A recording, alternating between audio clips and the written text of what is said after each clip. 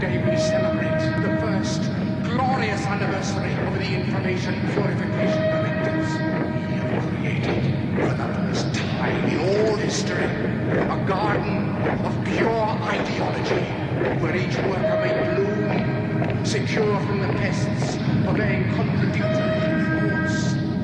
Our unification of thoughts is more powerful a weapon than any fleet or army on earth. We are one people, with one will, one resolve, one cause.